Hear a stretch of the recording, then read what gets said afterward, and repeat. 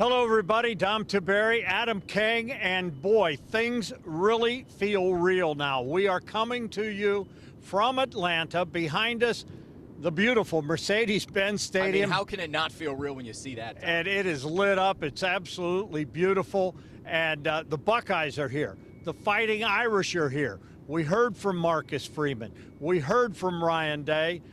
They both had their game faces on. They both know that this is a business trip.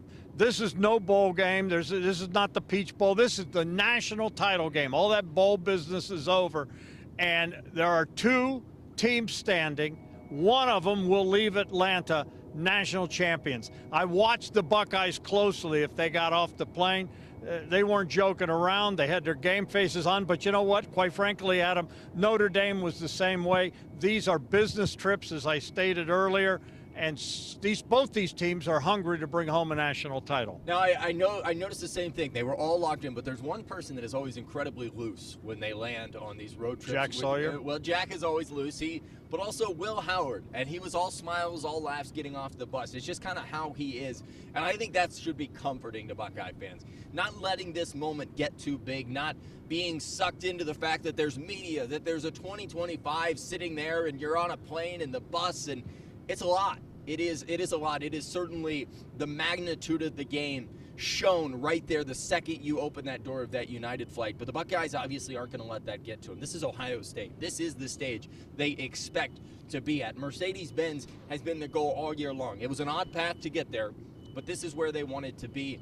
I think it really helps that there is no Cotton Bowl. There is no Rose Bowl. Like you said, the Peach Bowl. This is a game. It's simple as that. They're here an extra day early as opposed to a normal road trip, but Ryan Day said he's going to let his guys get settled in here, and then they're going to go to work. And he said they haven't played their best game yet, and I thought that was my biggest takeaway from Ryan. When you hear that, I mean, they beat Oregon. They were up 34 points on the number one team in the country, and they haven't played their best game. Well, they really only played 2 quarters offensively. Yeah, here's the thing. Ever since this thing started, ever since the loss to Michigan, and ever since they knew they were going to get in and they were going to be the A seed, ranked 6th in the country, it was all about one more week. Mm-hmm. One more week. We want to keep this team together one more week. And, I talked to Jim Tressel about that. And, from a team standpoint, that feeling, fighting for your teammates to keep one more week, and they've done it. Mission accomplished. I mean, you think about the gauntlet of teams Ohio State has beaten, and I know people have argued with me, but if Ohio State can close this deal, this may be the greatest team we've ever witnessed. And I will, and that's not to take anything away from Tress's team that went undefeated. Yep. And always found ways to win and beat Miami. But I look at what this Ohio State football team has done since losing to Michigan. Should never have happened. And we can argue about, what happened. It just shouldn't have happened. Mm-hmm. They shouldn't have lost to Oregon. And we saw that they were the better team the second time they met them. But here's the bottom line, ladies and gentlemen, is I look at what this team has done, knocking off 7th-ranked Tennessee, knocking off number 1 ranked Oregon, knocking off 3rd ranked Texas, and now they're going to get 5th ranked Notre Dame. That is murderer's row.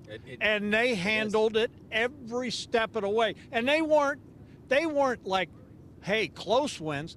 They dominated. Double digit in every game. Every game. And to me, if they can close this deal and win the national title, and do I think they're going to win? I think so. But we don't know. I mean, I've been saying all along, Marcus Freeman is going to have his guys ready. Now, Notre Dame's banged up. Ohio State should have a big advantage. And, I hear people talk about their defense. 2nd-ranked defense in the country, but no offense. I also watched Penn State run through them.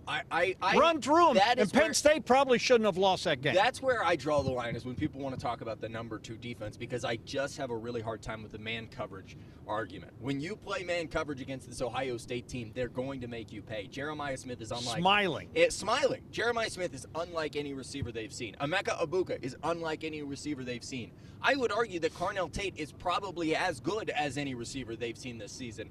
And when you look at that playing man coverage, it's going to be a very tough task for Notre Dame. But I think you're right, Dom. This is a new world. And the Oregon loss, it sounds weird to say because it was so big in the moment. Doesn't matter. No. It doesn't matter one bit. The Michigan loss, of course, it matters because of what it was. But it really doesn't matter. I know. Yes, I didn't want to say that because now they're going to clip you off, Dom. Everybody's going to run it in Columbus. There it is. Dom said Michigan. I get. No, you know? that loss. I'm not going to put it on my Twitter. Let me just say, it mattered, but it's not the end all. It's not like it used to be. This is not the 10-year war days. You know, back in the old days, if you lost to Michigan, the season was over. The season's. Again, I will say, there's only been one undefeated Super Bowl team. And the NFL is what we are witnessing.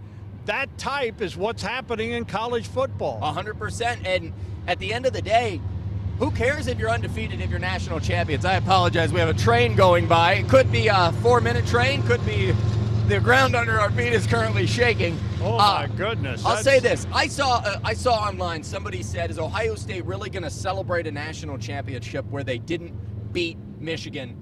And I thought it was a little bit embarrassing to say just the first words. Are you really going to celebrate a national championship? No, I mean, yeah. No, Do you think Ohio State's going to walk off the field on Monday night if they win and say, boy, this stinks that we couldn't beat Michigan? No. They're going to it's going to be a historic game for Ohio State if they can get the job done. Getting back to the actual game itself, I have a hard time not getting, as we get closer, I was nervous about the Texas game, I'll be honest. Well, I'm nervous about this game. Yes, but I'm getting more and more confident as the minutes pass as we get closer to this game. Well, the thing is, you can be confident. You're not playing. It just makes me nervous. Yeah, you're not playing. Trust me, I've seen your athletic ability. Whoa. You're not playing, but it just makes me nervous that everybody's anointing this Ohio State team. I know Ryan Day has hammered his guys. Don't listen to the noise. Don't listen to the noise. What we have done in the past means nothing. The only thing that matters is this game. And Adam, weird things happen. And weird things happen November 30th. I don't ever want to see a repeat. I'll say this. Weird things happen when you don't lean on your talent. Weird things happen when you simply don't allow yourself to go play your best game. I don't see a world where Ohio State doesn't show up in this stadium in 3 days and play their best game and play to the way that they can. I mean, I just have to think that Chip Kelly and Ryan Day have been sitting there thinking, this is it. One final chance, 60 minutes. You have turn them loose. You have the better team. I mean, on paper, you have the better team. When in doubt, air it out. There you go. When in doubt, air it out. I mean, I just feel like I feel like it's going to be a show on Monday night, and I don't know that I would have said that 5 days ago. I'm hoping. You know, sometimes it's as simple. You know, we talked to Tim May the other day, and you'll hear him on Wall to Wall Sports. But and Devere Posey, sometimes it's just that simple. Get the ball to your best players. Find a way to get it to Jeremiah Smith. Find a way to get it to Emeka Egbuka. And you know what? Sometimes the passing game softens up the running game. 100%. You can pass to open up the run. I don't know what just happened there. All right. Well, this is quite the interesting yes, 10 TV Plus exclusive we have here. the loudest train I've ever heard behind me. If you're just joining the Polar us, Express through Atlanta here. We are outside Mercedes-Benz Stadium. I think it's called the Loud Train is going by, and I got to tell you, it kind of scared the bejeekers out of me, that noise. So getting back to what I was saying, which I have no idea what it was because I was startled by a train. You were startled? I was scared. Going back to the running game, Travion Henderson and Quinshon Judkins ran the ball really well against a good Texas team. They ran the ball really well against a good Oregon defense. Every step of the way here, people have said, oh, this Tennessee defense, you look out. I mean, I made a comment that the Tennessee defensive line, I thought Ohio State was going to do a good job with them. People said, oh, this guy's an idiot. He doesn't know about this Tennessee defensive line. They kind of did a good job. Oregon, oh, you don't know. They got their star back. He didn't play in the first one. What they did to Oregon. What they did to Oregon, and I want to talk about a couple things, what they did against Oregon. And this Oregon team, #1 in the country, undefeated. Everyone anointed it the greatest team ever. And guess what? In the first game, they never sacked Gabriel once. In the rematch, 8 times.